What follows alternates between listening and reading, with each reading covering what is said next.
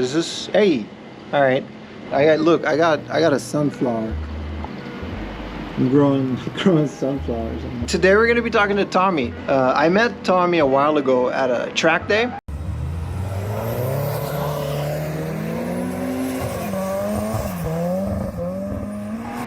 I was with a couple of friends, and you know, we were out driving cars on tracks, and I met Tommy, and he was just, this guy was really passionate about everything. Like, you know, he had the 86 and he was drifting it. He was still learning how to do it.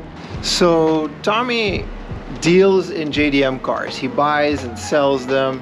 He fixes them up. He buys old ones, new ones. He exports them, and he also sells them locally here in Japan. And he was just very passionate about, you know, cars. So I figured, you know, let's go all the way out to Saitama, where he lives. Let's go to his shop. He invited me over. You guys, your response to the interview that I did with Ned is very positive. So I figured let's, you know, do more of these. Here's the interview. Hope you guys enjoy it. Do you want me to not look in the camera, look in the camera? Or? Whatever you want. You don't have to. All right, so your name is Tommy. Yep, I'm Tommy. Hi, Tommy. It's this is your shop? Yep, this is... We're in your shop today. Yep. Thank you for having me. Hey, no problem. Thanks for coming. This is Genki Motors, established 2018. 2018, so that's 2 years before the pandemic. Yep. First of all, how did you get to Japan? So I came to Japan in... I moved to Japan in late 2010. Like August 2010, I was originally a student. 2011, you know, I was here for the Tohoku earthquake. The big earthquake, yep. Yeah. So you're there for that. Yep. Yeah. Actually, my dad was here visiting. Okay. At the time, and we were supposed to be in Sendai that day where the tsunami, the big tsunami happened. So he wanted to leave early on Friday morning, but I had class, and so I told him I can't skip class. Could you say that cars is what brought you to Japan? I would say even from like high school, I'd always been looking at like Japanese cars. We were talking about the 86? Yeah. Could you consider that to be your dream car? I love cars. Like, you know, cars are like, if you were to ask anyone, you know, like what's my passion, they would say cars. Right. And I think even the people that know me best know that I don't have a specific like dream car. I have multiple dream cars. But if you were to ask, is it one of my dream cars? Yes. But then again, I've always dreamed of having a bunch of cars. So. Right. Are you achieving your dream, or are you close to it? Oh, definitely. I'm currently living the dream. Yeah, you would say that you enjoy what you do? Oh yeah. I mean, it gets stressful sometimes. Do you get a lot of customers? Not as many as I'd like. I don't sell too many cars. I wish I sold more. I probably sell like 30 to 40 cars a year. Okay. So you do make your living. Yeah. Yeah. Yeah, definitely make enough to pay for the rent here. Yeah. Luckily, like just last year, I purchased my own house. Did you do that through cars?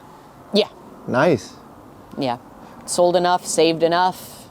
So Genki Motors is your company. You founded Yes. it, you started it. Yes. Why did you decide to do that instead of like getting a job or? So originally I did have an office job. I was working for a company.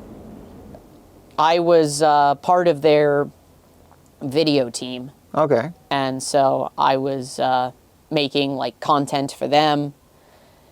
And it got to the point where I was tired of it. I just started saving up, and I bought like a couple of cars. I was lucky enough that I have friends that are also car dealers. So I just, in my spare time, I would ask them like, hey, can I buy a car, keep it at your lot, and then sell it? And they said, yeah, that's no problem at all.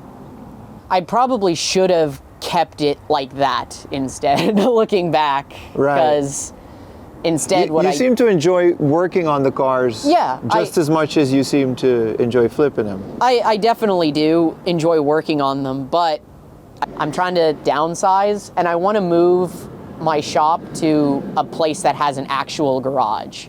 Even just a one-car garage where I could install a lift or get one of those lifts that you can like slide under the car. I mean, I used to have a tent right there where the frame is. I can see that, yeah. But it gets really windy here certain times of the year, and the wind destroyed the tent. A lot of people don't want, I've learned it the hard way, a lot of people don't want a project car. Right. Yeah, this is like it's almost all project cars. Yeah.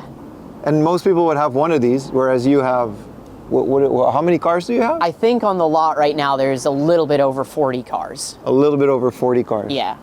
Including a Bentley. Yes. You have which is not a project car. It looked great. No, it looked working. That's pretty much, that's good to go. So you just kind of turned your passion into a job. Yeah. There. You know, the old saying goes, if you do what you love, you'll never work a day in your life. Did the pandemic affect this at all?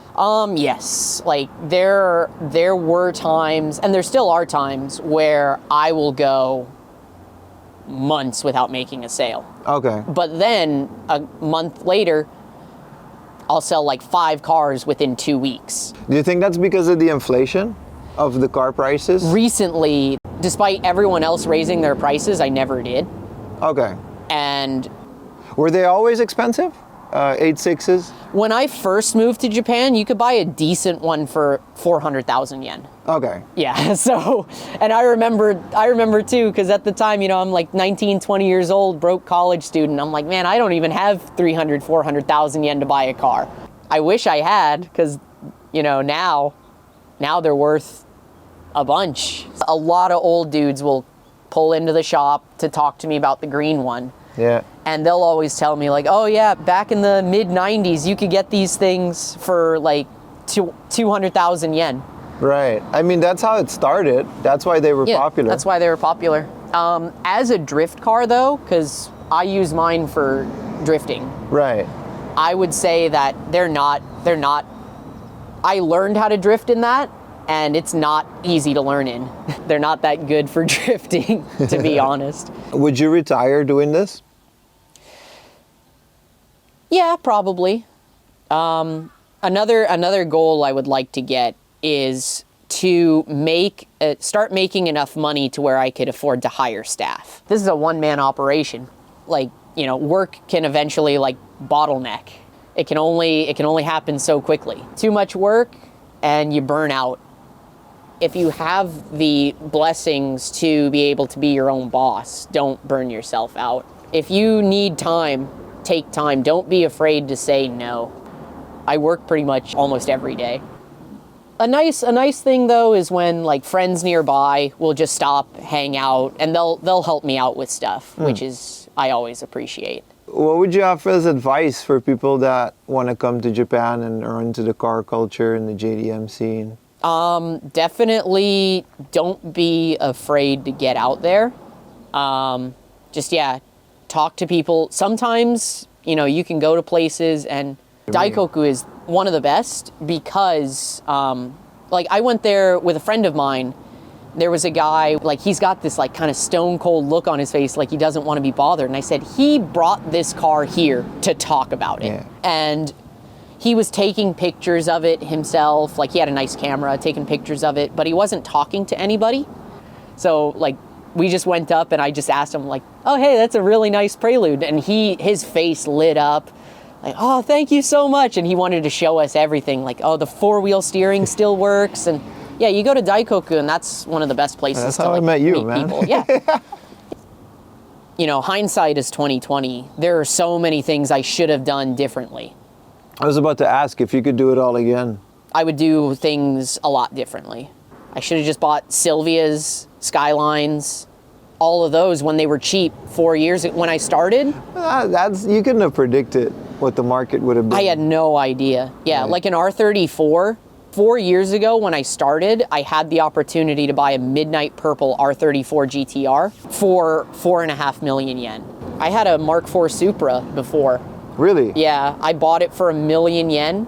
Because that's what it was going for back then. Yeah. Like 5 years ago. And then I sold it like a year later for 1.5 million, and I thought, wow, I made such a big profit. I'm a business genius. And now that car's worth so much more. Yeah. Yeah. Yeah, there are regrets, but sometimes, you know, you can't dwell on it. Right. You can't worry too much about the future either. Like if you spend all your time like focusing on the past and worrying about the future, you miss the now. All right, there you have it. That was Tommy. I wanted to say thank you for all the positive responses on my last video. I didn't think it was going to take off. I was away for a while. I'll probably make an update about that later. Let's do some more game hunting, some more cars. So, you know, Tokyo is such an amazing place.